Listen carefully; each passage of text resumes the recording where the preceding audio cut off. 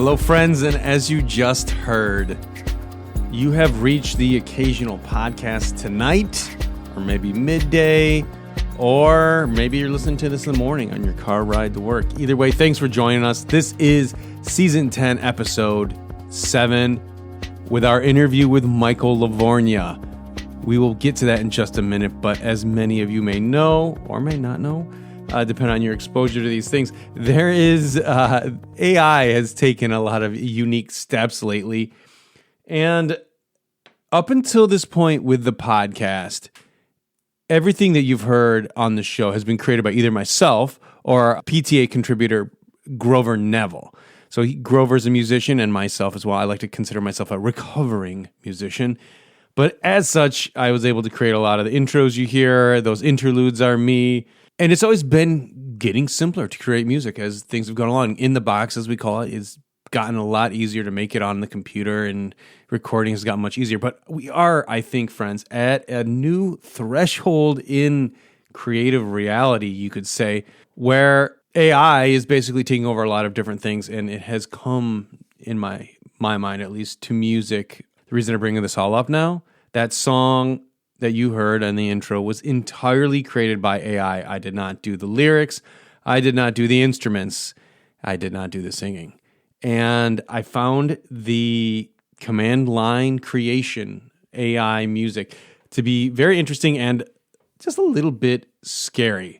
Well, scary might be a little bit of an exaggeration, but in a way it felt creepy, I think, at a minimum. One of the things that was always kind of promised, or the value, I think, for AI was, in the instance of video at least, with Netflix, you could say, hey, I really like this actor, I really like this actress, I really like this genre, make me a movie of this type, and I'll watch it on Netflix. It's a completely original new movie that I haven't seen.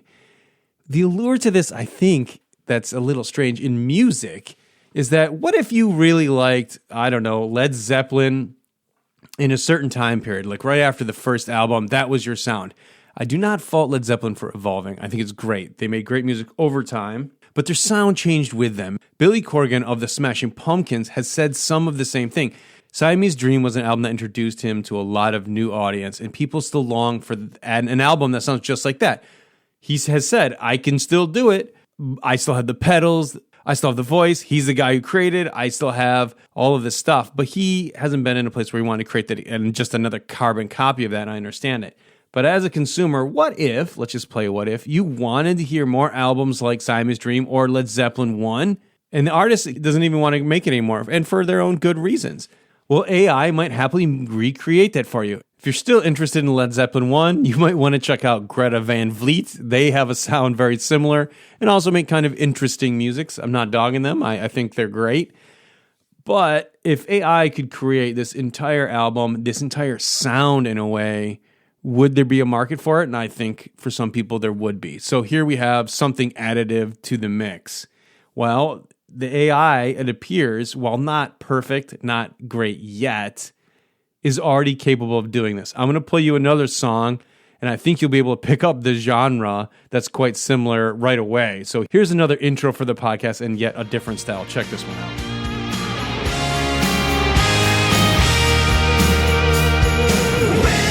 Welcome, sit tight, 'cause it's time to see the occasional podcast. Your ears are meant to be plugged in, volume high, rocking with intensity. Feel the beat, get ready for the story will unfold. The occasional podcast where legends are told. Crank it up, let the riffs take control. Buckle up, dive in, let's rock this episode.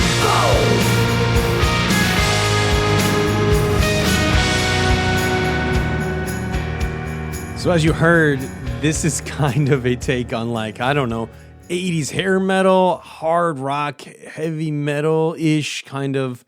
It definitely conjures up different styles of music to me that I remember from my youth, but I wouldn't peg an exact band on this. It is definitely a subgenre, But as to what that was, I find it interesting because in a way, it's like saying, what is a computer going to create to appease me, to appease this genre or create something that I'm going to like?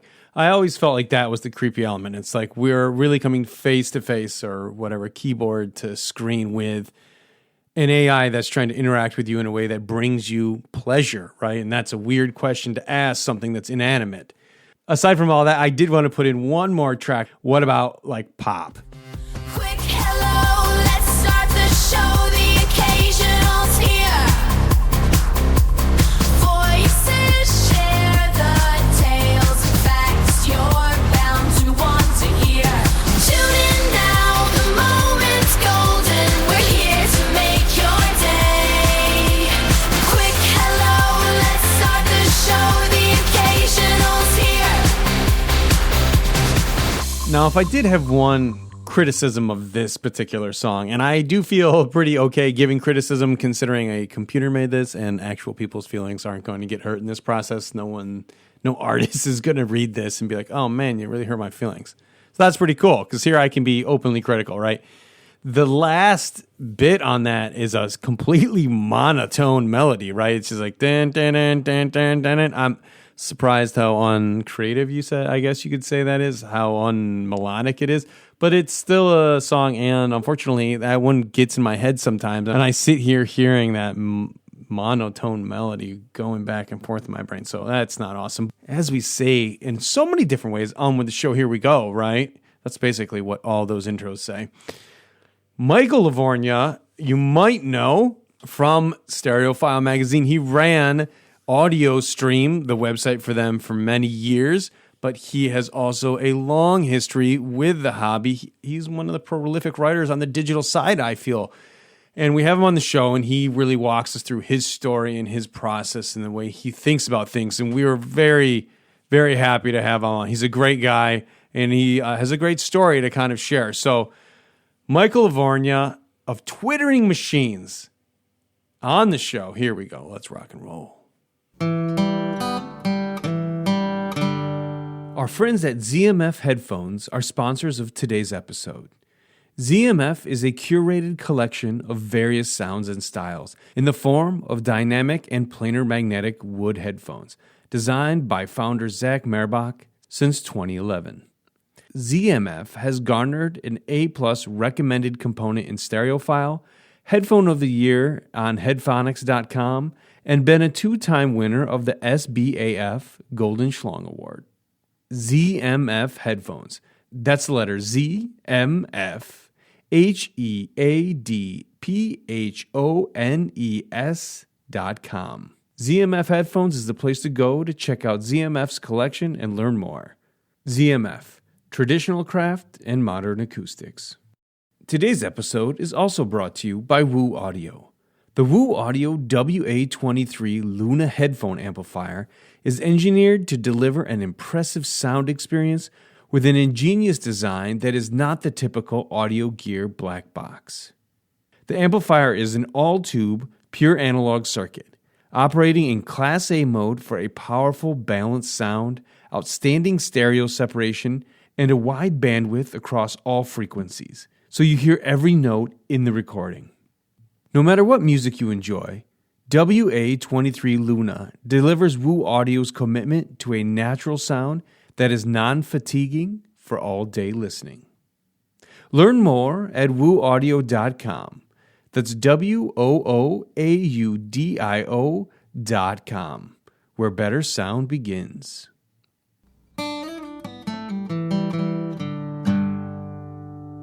I'm sitting here with none other than Michael Lavorgna of Twittering Machines. How long would you say you've been doing the audio thing in your lifetime? Because you didn't always do it, but you've been doing it for... Yeah, 2005, I started writing for 6 Moons.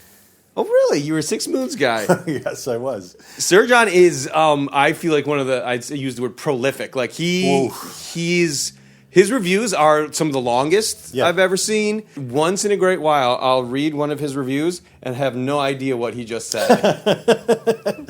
Because the man's smarter than me. I don't know. Yeah, absolutely. I think he's gotten to the point, or maybe he's been there for a long time, where it's almost it's nearly stream of consciousness. Yeah, yeah.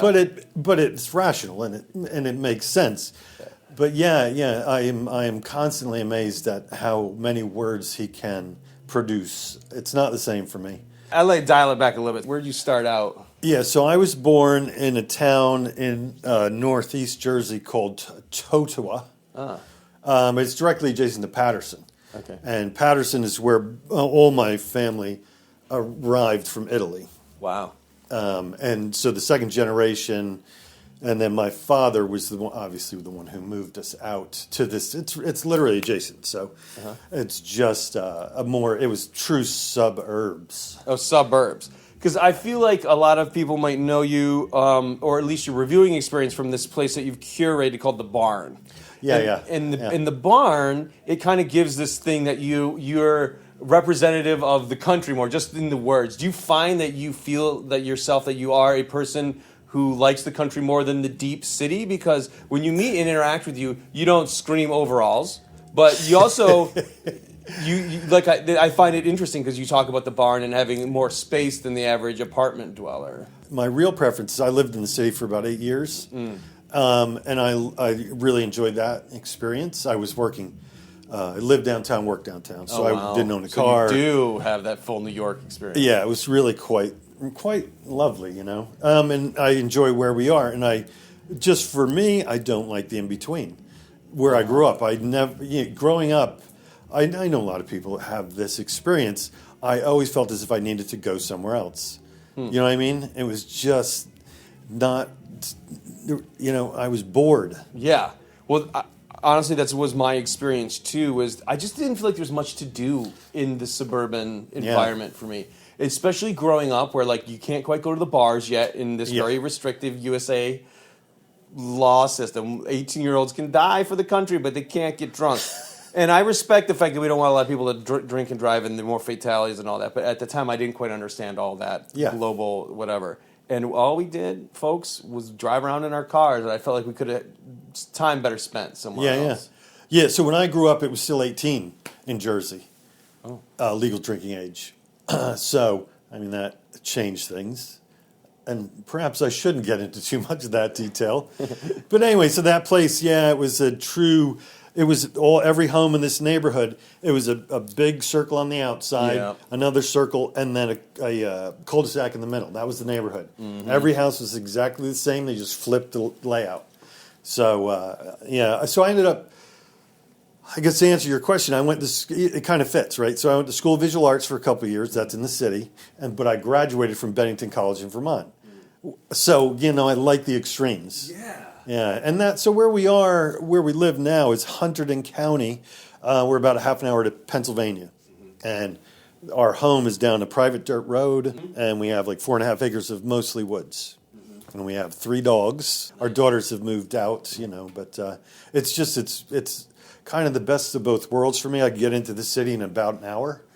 That is good. Yeah. Wow. Without rush hour traffic. Okay. But still, to the Holland Tunnel. It's like a straight shot out of the Holland Tunnel. Yeah, the place we found, it's perfect. And so tell me a little bit, I guess, about this barn, how it came to be, how I think there's a lot of photos of it. It's where I feel like you do most of your listening, or do you have more than one system? Well, I've got 2 listening areas set up, but all in the barn. You don't take up another room in the house like No. that. It's one of the deals, really, from my wife's insistence when we moved, was to find a house that I could be in a separate place. Because I used to work out of a spare bedroom in the old house. So the separations really worked out very nicely for all of us. Yeah. But it took us over a year to find a suitable place, because this was a requirement, this separate structure. And so the barn was essentially move-in condition. It's got a half bath. It's got heat. I put in an AC window unit that works just fine. The only odd thing about the barn, when we first moved in, the entire floor was covered with AstroTurf. and it had line markers painted out like a football field. That is interesting. Yeah, and if I could make it the shortest version possible, the previous owners submitted their makeover plan to some old cable makeover show where you would convince a designer to do this thing, and they wanted to have a Jets party room. So this designer came out and made it look like put down the AstroTurf, and some of the Jet players came for the TV, the film version. That's why, and it took me a very long time to. The barn is 35 by 40. That's a lot of AstroTurf. Yeah, dude. So it took a long time to get it all out of there. Would you put in what flooring did you put in? It's cement. You went. Oh. It's cement with some nice rugs on it. Yeah. And I'll share a barn secret. Please. Just for you. Just for you, Batman. So under the biggest area rug, which is on the one side, I just ended it and I left a chunk of AstroTurf that's hidden under that carpet. Oh, nice. It's like, hey, maybe one of the football players will come back and be like, Yeah. hey, I just want to stand on this for a little bit, listen to some music. Yeah. So you got the barn set up. But how did you kind of first get into audio in the first place? Like, did you have some inspiration? Do you play music? What's your starting point? The real starting point, my father was an audiophile. Oh, he was? Yeah. You're one of the blessed. He was. I feel like that's such a gift. Yeah, no, and it really truly was for any number of reasons. So the first kind of part of that story, my father he had his master's in electrical engineering, and he worked as an engineer for many years for defense contracting companies. Let's just call it that. But a real engineer. Yeah. But he loved music, but of course gear. So before I was born, he was a kit builder and all that stuff. Oh wow! And he had a bunch of engineer buddies that we'd go to their houses. This one guy actually dug down an extra level of basement for his sound room. He was this crazy, and he really was like a very, very bright engineer with almost no social skills. It happens. Yeah, he didn't like to wear clothing when he was at home. Thankfully, he would when guests came over. My. Yeah, strange guy. Anyway, so he had clipped corner horns. I do remember as I was growing up. But anyway, so my father was the guy. And that house that we grew up in New Jersey had a crawl space under the main living area. And he always ran cables under there, right? Speaker cables. And so when I was old enough, I was crawling under there and running his wires for him. But the kind of like the most important part of that experience was twofold. Kind of like my father always involved me, right? And he's like, but the focus was on the music, always. He was a Frank Sinatra guy, Billie Holiday, all that, like kind of, jazz, Chet Baker, and blah, blah, blah. And that's what we would, and he'd be like, okay, so we get something new. And it was all about like hearing the performer. It wasn't like he had to teach me. It was a very infectious kind of thing. Right. Like, wow, this is great. Like I can really better connect to this music and kind of to the person. Right, you know what I mean? Like you're kind of more fully engaged, I guess. Yeah. So and he was an audiophile up till he passed. He was just a full blown. So what was it when you first kind of left his nest? You could say, what was your first system, and what was that like? Was it college? Because a lot of people they start to get this going in college. Yeah. But if you have a little bit more before that from him, was it like a room system or? Well. I always had a system in my bedroom from when I was a little kid. Oh, nice. And a lot of times it was really, really cheap, shitty stuff. Because one of the things about my father, which is kind of like I think a thing about Italian immigrants, sons and daughters of, they want you to work for your stuff. Terrible. Oh. So even as like an 8-year-old, he's like, no, you got to cut lawns. So one of the first systems I bought, there was a Yorks, YORX, Yorks Electronics, which made very, very inexpensive, crappy hi-fi. Their outlet store was in our town. Oh. So that was one of my first, really, the first system that was kind of mine was this, stack of gear and their passive speakers. And it was pretty awful, but it didn't really matter. Yeah. Obviously I was playing records. So that was the first. I mean, the first real system I had was late high school, which I brought to college. By that time I bought a used Bang & Olufsen turntable, and I don't remember the model. It wasn't one of the linear tracking ones. It wasn't one of the fancy ones. Anyway, it was really quite nice. I had an NAD integrated. Oh, yes. And I can't, I always do this. I can't remember the speakers. They were just standard, fine bookshelf speakers. And so that system traveled with me to Bennington. And yeah, from when I was a little kid, I started, the real story is my grandparents retired to the New Jersey shore, right, to the beach, and we'd spend summers there. And one rainy weekend, which is like death for a little kid, being locked up in this house, I rummaged through a closet and found an old plastic ukulele. And it had this device you would rubber band onto the neck, and you just had to press a button to make chords. Yeah. So I started doing that, and then I took the device off and figured out how to make the chords with my fingers. And and to this day, I play guitar, not in any serious way, but it's another outlet. I think it's as serious as you want it to be if it makes you feel good. Because whether you're good or accomplished or whatever, I still think people who are drawn to playing the guitar, they do it because while they play, they tend to feel pretty good. Absolutely. Regardless of the output or whatever it might be. Absolutely, So I definitely don't fault anybody for that. Like, I just play for me. Yeah. Well, it's pretty much the same thing if you play for you or you play for 1 million people. Your experience is like basically the same. I like to say, the listeners of the podcast will know this about me, is that my first, believe it or not, was a Fisher-Price turntable. Yeah. With a plastic tone arm. Bright, sun, faded plastic orange. And it did have the adapter, popped up in the middle. Yeah. And that thing sounded like garbage, but my grandfather gave me a crate of records. And to this day, sometimes I'll have, this trigger where I'll hear... from these were garbage records. Nothing popular, nothing of mainstream, just really obscure, weird stuff he picked up along the way. And I will hear the little bits from my childhood memory embedded in there when I'm listening to tracks. I'm like, oh my God, I'd never heard that before, but I know every word somehow. This is another one of these strange things. So most mornings when I first wake up, there's a song playing in my head. And I listen to music every day, right? I mean, that's what I do. It's all the time. And I listen to mostly just new music. But 90% of the time or more, that's whatever song, it's from when I was a little kid. It's these weird old creepy songs, that I would hear in the car, not even my father's jazz stuff, like pop music from the 60s. For me, it was creepy because whatever, the association with that era was kind of whatever, man. Well, it's cool that you had that introduction to music in that form, and then hi-fi. When you graduated, what was your vision for your future? What was your dream? Move to New York and be an art painter.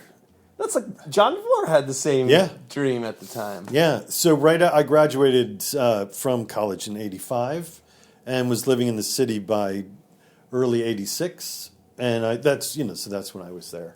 I was always working though. I mean, I had to actually have a real job. Yeah. But I always painted. Most of the time there, I lived in lofts, because I was pretending to be a painter. Is there anything especially romantic about the art of painting? Because it's like you and John said the same thing about painting. There's so many, there's drawing, there's obviously computer art, and there's photography. Is there anything that drew you specifically to painting? Well, this is another thing. From when I was a little kid, for as long as I can remember, I occupied a lot of my time drawing. By myself. Just drawing. I mean, I was just that was almost the thing I did most as a kid. So by the time I was in grade school, like 7th grade, I had a very good art teacher, and she recognized that I was interested. So she was shoveling me books, that I could copy, like old master drawings and stuff. And it was funny. So the one time, I'm sitting there and I'm just we're in class, and there was all art, drawings and shit, reproductions, and some of them are of nude women, but they're all drawings, right? This kid, Dougie, a friend of mine growing up, he sees this and he's like, Mrs. Fiorella, I want that book. Why can't I see that book? I want to look at that book. And she was like, well, Michael, if you can draw like Michael, you can see that book. Oh my gosh. And he was he worked his ass, trying so hard to draw, just so we could look at drawings of, come on, man, figure drawings from, the 1300s or something. Anyway, it's just so ridiculous. But, I mean, it's always been, I draw every day. Really? Yeah, I do work on paper now. I used to work with oil paint, but for a lot of reasons I don't anymore. But I have this I have a process. I use wax is involved and blah blah blah. So anyway, but it's most days I'm drawing, making things.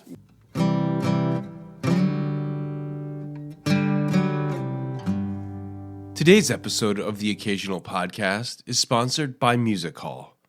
For over 25 years, Music Hall has designed and built high-value, no-nonsense turntables. Audiophiles are told the more they spend, the better it gets, but Music Hall believes you can get great sound and build quality without breaking the bank. Their newest model, the Music Hall Stealth Direct Drive Turntable, was just awarded Part-Time Audiophile's 2023 Best Value Award. Editor Mark Phillips wrote, "It didn't take me long to realize a Music Hall Stealth turntable was a bit of a miracle. A great sounding direct drive table for a crazy low price." Music Hall remains a steadfast advocate for quality and affordability. Whether you're looking for your first or your last great turntable, do yourself a favor and visit musichallaudio.com to find your nearest authorized dealer or to order online with free shipping and a 30-day money-back guarantee. Today's episode is also sponsored by Shit Audio. Shit Audio designs and builds audio components in California and Texas.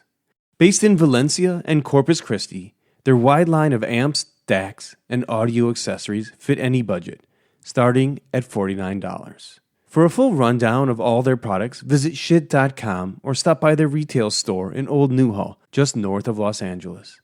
That's SCHIIT.com.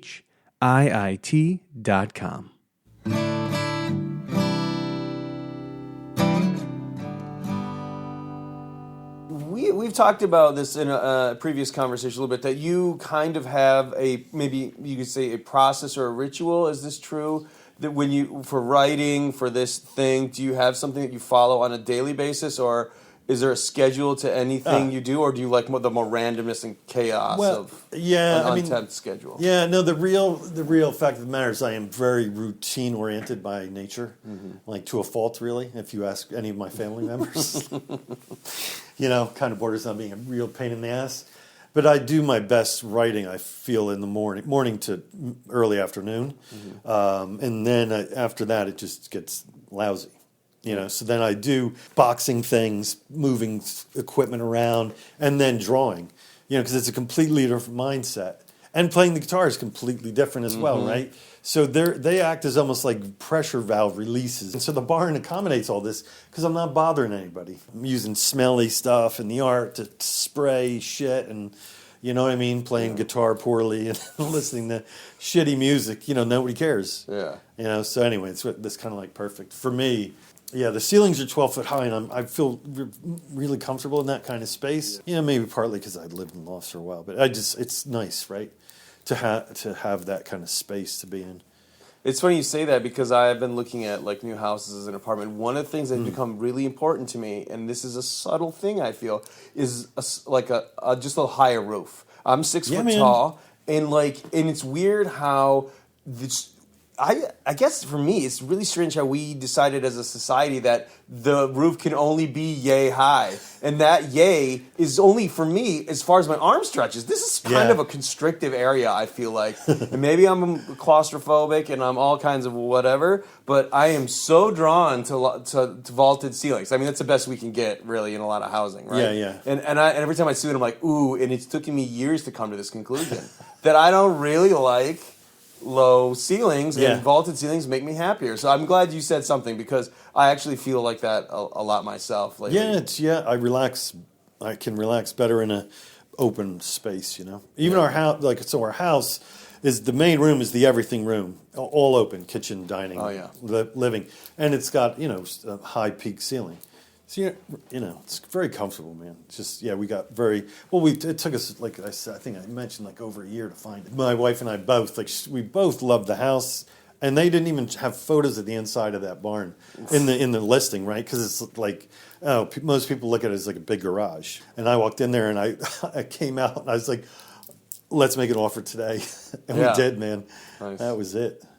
So in college, you studied, you moved to New York, you wanted to be a painter. What kind of, yeah, we don't have to go through the whole resume, but Yeah. is there a point where you started working or made a choice to switch to writing for, what was your first? Well, I mean, 6 Moons you said, but what was yeah, your but first, there's so this is a lot of years, right? So let's say I landed in New York in '86 out of college, and I spent 18 years working in IT, and for many of those years, I owned an IT company, staffing company, if you want to call it that, consulting company, and all of the majority of our clients were financial companies in the city, Goldman Sachs and Morgan Stanley, blah blah blah, and we would provide consultants to work there.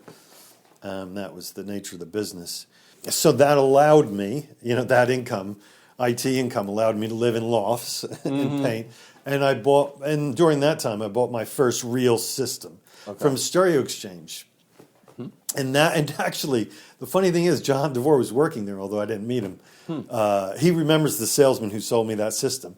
Anyway, it was a Threshold SA 3.9, one of the Nelson Pass design, old Threshold amps, big room heater, solid state, Class A amp, Teal speakers, and I went through a number of Cal Audio Labs CD players. And during that time, don't even ask me, I don't know how I got into it. I almost exclusively listened to contemporary classical music. Okay. Like Morton Feldman and John Cage and all these, just this, really kind of hard music. And this was a shift for you. Yeah. Yeah, I mean, where I grew up, like when I was a teenager, it was funny because all my friends, and in that neighborhood, because it was so insular, we had a tight packed group of friends. Yeah. For us, my first musical love was Jimi Hendrix. That was it. Like a friend of mine was like, "You gotta listen to this," and I was just like, "Oh man, this is like wow!" Like I think he made this for me. But anyway, it was like early Dylan, The Doors. It wasn't in this. So by this time we're talking in the '70s. I was more interested in the music from the late '60s, I guess.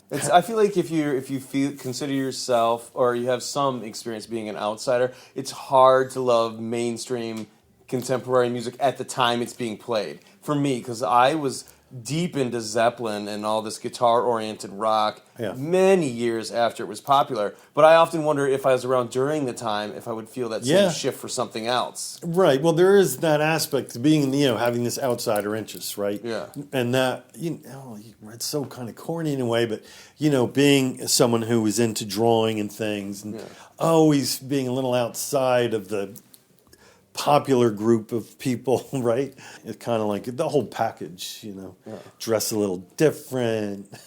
Look, I don't know, it's like being an outsider is one way to put it, but also just seeking an identity outside of the mass. Yeah. Right? Yeah. Even though it's true, you do that enough and you find another group and you seek identity within that group. But I feel like those who make choices or have, at least at a minimum, different career paths than most.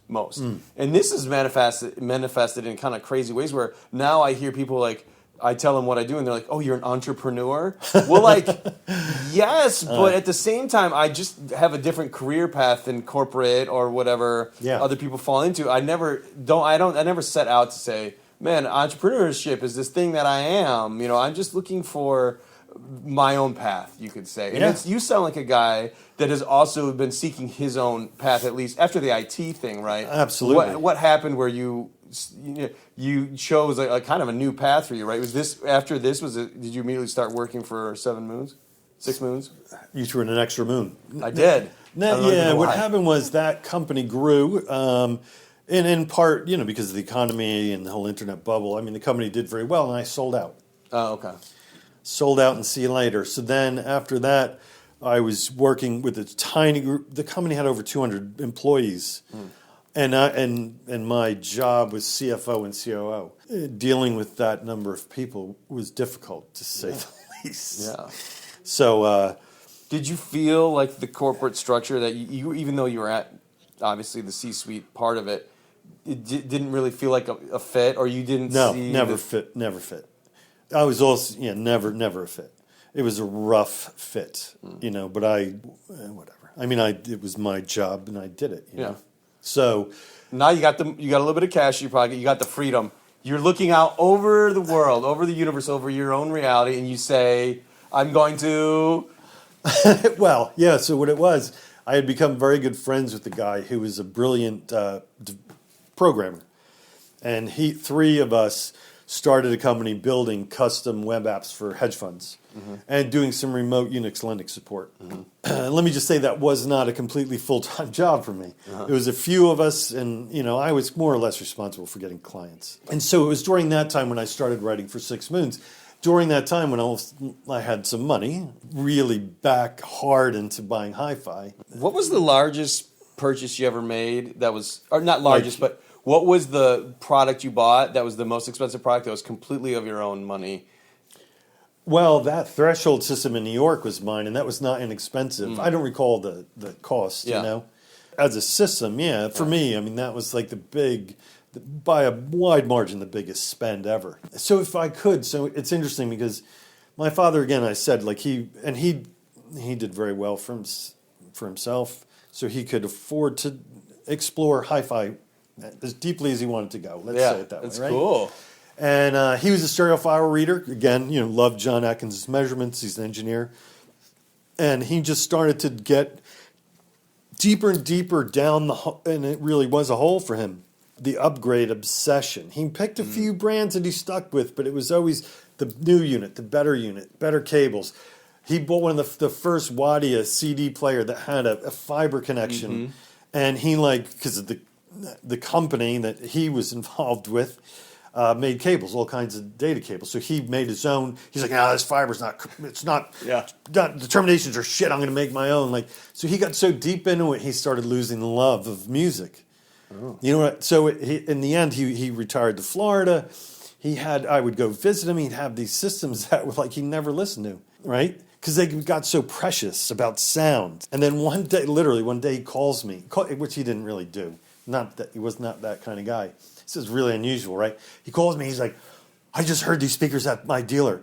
Oh my God, you have to hear them. And they're really easy to drive. So I bought this little tube amp, just like some of the stuff I used to make. And he was back in love with music. Sold all that stuff. Really? Yeah, man. Sold everything. Well, no, he kept the CD player. He had a BAT CD player. And it was the first airtight. I don't know if that company's still around. They had a kind of a sister company called Acoustic. I don't remember the name, but it was like lower cost, airtight stuff. And he bought a little tube amp of theirs, and the speakers were from a German company still around called Odeon, horn speakers, but little floor standards. Anyway, and that's a system he kind of had at the end. So he had like a cyclical revelation. He went back to the basics. Yeah. Absolutely. And he was happy. I mean, back to the music. Yeah. Right? Yeah. Right? Yeah, so that was nice. And I like that story because I often worry about all of us, my listeners and myself included, about this. And the fact that there's a refresh and a renew to this thing. Yeah. Is a kind of I would say like a beautiful audiophile story, because I don't know what happens with all the readers, how deep they go, or how the balance shifts exactly the way you put it from music to gear. And I like to think we all thread the balance, but I know that I've been guilty of doing the gear thing and losing sight of the music as well. But that's it's like a happy ending almost for an audiophile. So, and then, but we got maybe fast forward to the point where most of the listeners probably become familiar with you. Did you start out at Audio Stream after 6 months? How did that transition happen? So the transition, to condense, I had written for lack of a better word, an editorial piece or think piece for 6 Moons.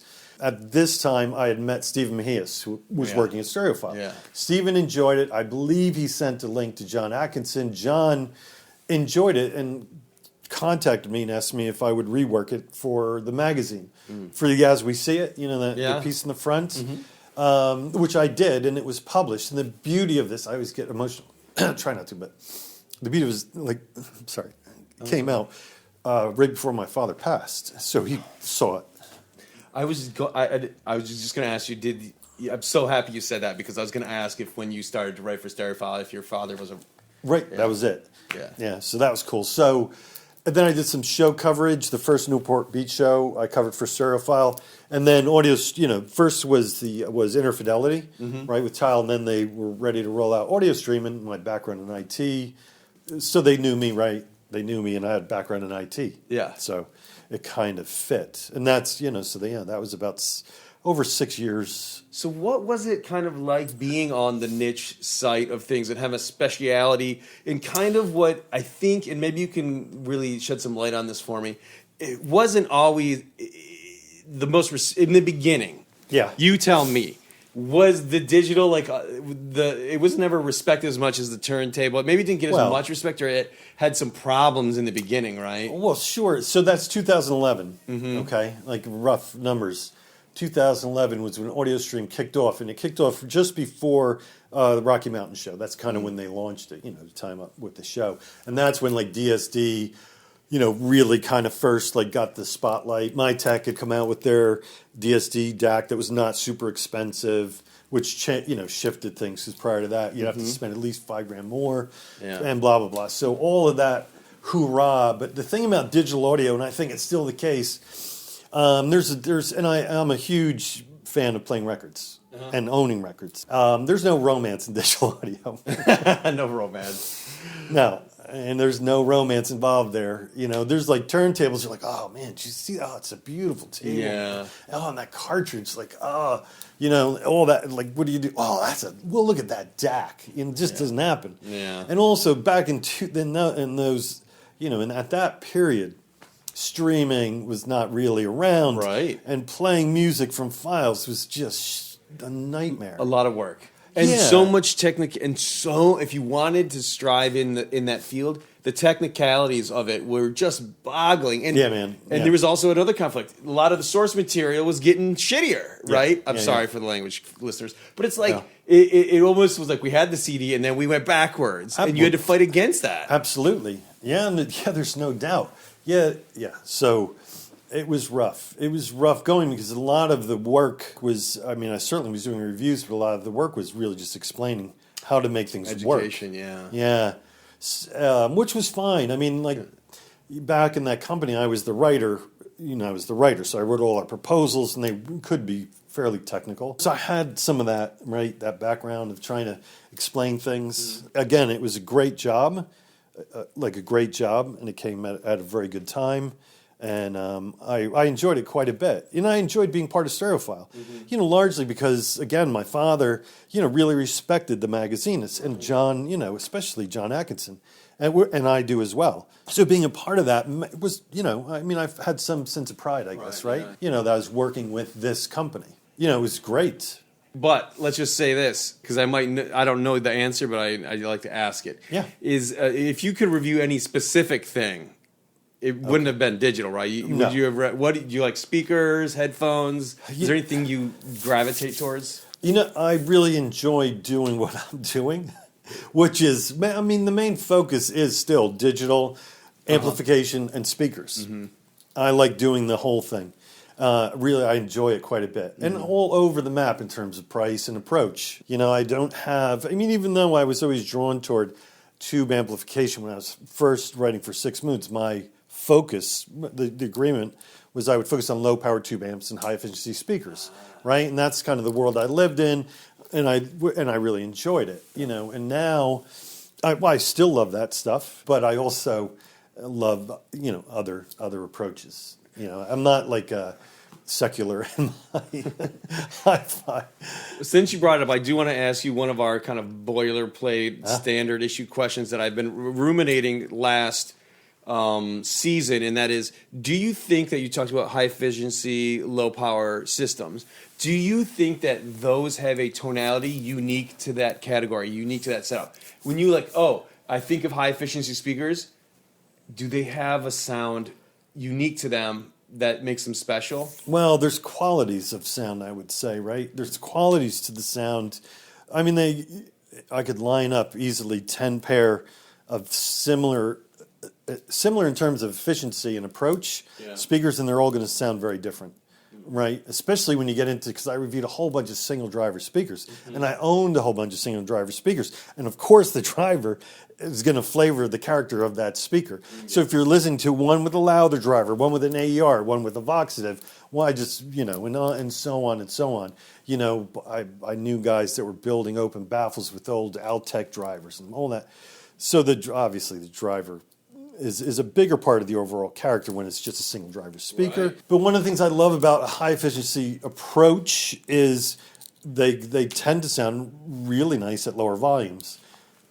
They wake up, they don't need a ton of power. I mean, obviously, that's stating the obvious, but they also, you can listen to them at lower levels, and they don't need volume or power to wake up. Mm-hmm. Whereas, that can be the case with some box speakers, taller, inefficient speakers, not always the case that way. I mean, I don't want to generalize too much, but in a in a general sense. I asked the general question, yeah. Yeah. That's very interesting because that is the premise of this next series of reviews that I'm doing is sweeter sounds at lower volumes. Huh? I'm quite obsessed with the idea because in part, because when you come to these shows, it's damn near deafening, and I would say a big majority of the rooms. So Yeah. I'm interested in the inverse of that. Like, what can we do that doesn't involve really going to 100 dB, which I have seen a couple times at Expona this year. Yeah, man, I walk out. I won't even go in a room if they're playing music that loud. And I said, like, hey, now it's come to the point where if I'm early and I'm not the only, and I'm the only person in the room, it's not shared. I'd say, like, I like 80 dB just to see how they react. Yeah. And they react with 85 to 90, but I still only say right. baseline 80 dB. Yeah. So, okay, so I do want to kind of get on to what you've been working on lately, which is twittering machines. Yeah. And I did want to address one thing that we had talked about is that twittering machines is not based on Twitter at all. The name, No. The name has a unique name. Can you tell us a little about that? Sure. Yeah. The name is there's a painting in the Museum of Modern Art in New York called "Twittering Machine," not plural, by this German artist Paul Klee from the 20th century, earlier part of the 20th century. Paul Klee was part of the Bauhaus movement. He was a teacher, and my father took us to the Museum of Modern Art when I was a little kid, and that painting fascinated me as a little kid. It's a very playful image, and Paul Klee was that way, even though he was an incredibly bright guy. Anyway, and also a musician. I am drawn to people who can do a number of things. I like a lot of artists that are also writers and poets. Anyway, so that painting. Oh, I've always loved that painting. So when it came time to pick a name, I was like, Twittering Machines. I like the playfulness of it because I tend to not, I don't like to be overly serious about this. To the point of appearing aggravated at hi-fi shows because somebody next to me is talking to their wife, Like, oh, sorry, I'm trying to listen here. Yes, I have to say, man, today, it doesn't matter what room I was in. These two older than me dudes came in and sat down in front of me. And within maybe 5 seconds of them hearing music, they both started cursing like, oh my God, this is F-bombs. And these are like these older, nicely dressed men. And I'm like, I was just cracking up. Yeah. But anyway, I like the playful nature of it, and it's, play on words and things, Twittering Machine. So yeah, it's been around for just it's over 3 years, including the interim period when I took a little vacation from hi-fi. And then, is there anything specific about that site in your review that people might expect to be different than your stuff historically on audio stream? Is like a different direction, different vision for that now that you have complete creative control? Well, yeah. I mean, the biggest, most obvious difference is I'm not just talking about digital. Yeah. And I've really tried to. First, I'll say I really enjoy writing. I enjoy the process. Like I enjoy the process of making visual art. The process means a lot to me, so I would hope that my writing has gotten more interesting as time has gone on. And I try to not follow a formulaic approach with the structure of my reviews. Intro, story, technical information, sound. Yeah. I try to move away from that, trying to get at the heart of the experiential part as opposed to strictly sound quality. This is how the mid-range sounds, and I don't really do that. And I pretty much have taken a number of steps back from digging into technical information, especially about DACs. Like sometimes I won't even mention the DAC chip that's used in a DAC. Heresy. Right, because you've got a lot of people out there who go, oh, it's got the ESS 9028. Oh, forget Right, it. exactly right. And it's like, oh, really? Like you pulled that DAC out and listened to it? This is a very good point, and you said it. You nailed it right on the head. It's like that specific thing. It's a real thing. People will be like, I don't. What you didn't say was people will say, I don't like that chip. Therefore, anything with that chip. Yeah. And then not just you, but manufacturers have said, well, we don't want to say what it is. I always know it's the ESS at the time, the 9028 or whatever there's what are the four right, numbers? But it was the popular one, and because some people botched the implementation, everyone else had to be scared of it. Yeah. And again, I think what you're getting at, but you haven't said, is like implementation matters. The chipset, it has an influence, but it's not the only. Yeah, no, I mean, the power you supply, tell me. the analog output yeah, stage. yeah. I mean, the analog output stage really matters. Yes. Yeah. Of course it does, So, an approach, but yeah, no, I only listen to ladder DACs. It's all right, that's fine. I mean, it really is fine. But it's not fine when you say, oh, I know that so-and-so company uses the ESS chip. Therefore, without even hearing them, I know their DACs are going to sound like this. It's like, well, no, you don't. I'm sorry, you just don't. Some companies do apply custom filters. Yes. Right? And all kinds of things. I'm glad you brought up filters too, because I feel like that's one of the things people don't talk about, and that a lot of people have said that the filter makes a pretty big impact, or it can at least. Yeah, certainly. I mean, I do. I had very interesting, in-depth conversations, more than one, with Charlie Hansen, who was Air, the founder, and he's passed, but about this subject. I interviewed him actually on video for AudioStream. Mm-hmm. I think they're still around. First of all, Charlie, he designed everything ground up in everything he made, including the DA conversion process in their DACs. He could speak in depth to implementation and the importance of every piece of the puzzle. He spent years looking for the right clock to use. When you get in there, and the interesting thing. For me, let's just say it that way, there are a number of DACs out there that use an FPGA to do the DA processing using custom code, right? It starts from blank slate, and they develop, I don't want to mention, well, I guess it's easy to mention names, DCS, right? These doesn't use, those people in those companies can be interesting to talk to. Just for that piece of a DAC, they've really dug in a lot deeper. Yes. Than buying a third-party solution and then making it work. And filters can make or break. I mean, I think it's kind of accepted knowledge that one of the main issues with early CD playback wasn't CD quality, because we still live with it and it can sound fantastic. Mm-hmm. It was the filters in those CD players. And then we certainly, technology, we've learned a lot. We continue to learn, which is a controversial thing to say in some audiophile circles. Oh, you learned everything we knew about digital design in 1984. It's like, yeah, okay. We certainly embrace old technology in this environment like I've never seen before. We love the tubes, we love the turntables. We refined it, but damn, that when you really dig into how the turntable works, it's almost mystifying. You're like, it's a fucking needle that goes on a thing. It's like the waxed cylinder thing that it came from. That's like, man, basic stuff. So it's wild. Yeah, I've heard. Have you ever heard of Victrola? Like the old Victrola needle drops, sound is amplified from that needle through a horn. That's it. Crank. No, it's not even right. And those, that's 78 era. And 78s to this, I've just recently put together a rig where I can play 78s. That's mine, just for pleasure, because they have a quality I've not heard from any other form of reproduction. Playing 78s. I'm not saying it's better. But what would you say? What would you say makes it unique? It's so much. It's one of these things that when you hear it, it's so easy. But there's an energy that comes out off of a 78, an energy and a presence that is startling. Startling. I've been in rooms at shows where it doesn't happen often, where people play 78s and they say they're going to play it, and most people are like, "No, God, it's going to sound crappy." Right? And they do. You'll hear surface noise before the music starts. As soon as music starts, I've seen it a bunch of times. It happened to me. People literally have a jaw-dropping moment, and that's but it's like, like the energy, it's astounding. It's especially with vocals, but all that. And I also love the music from that era. Django Reinhardt, Fats Waller, and all that's early blues.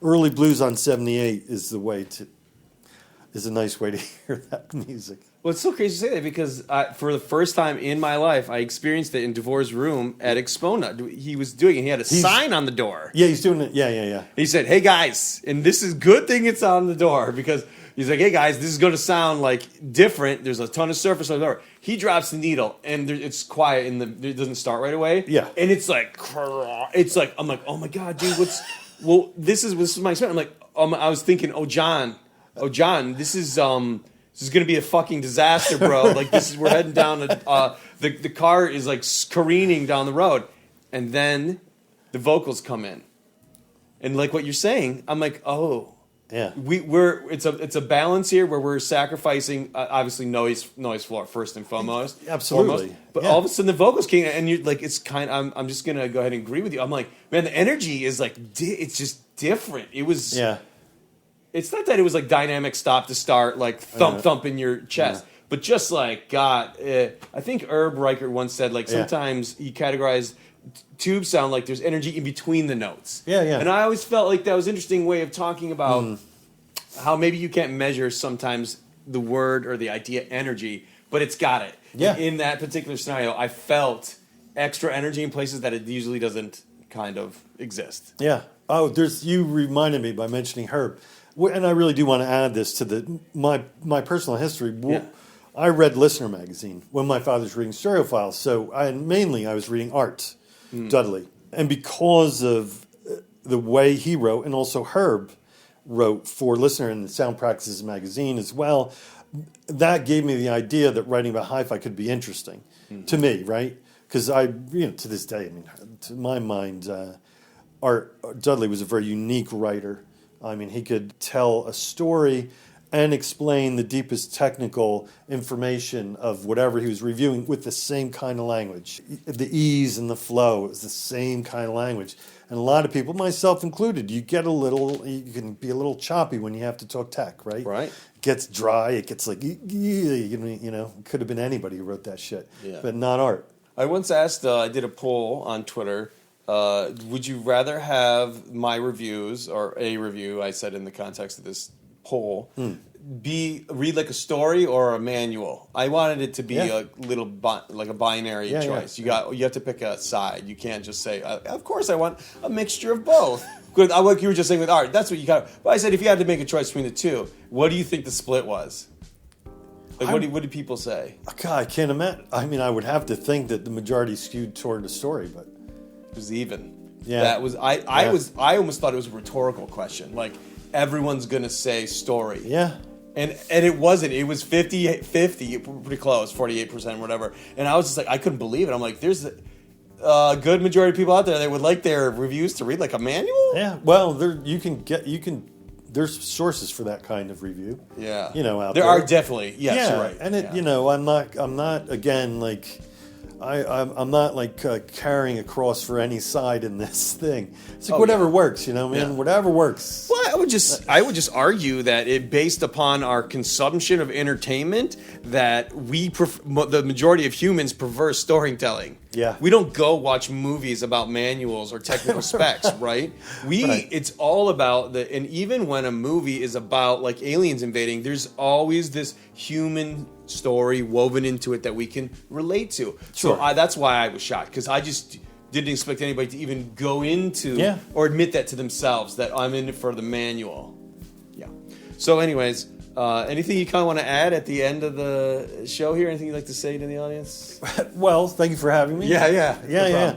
Thanks for coming on. Yeah, my pleasure.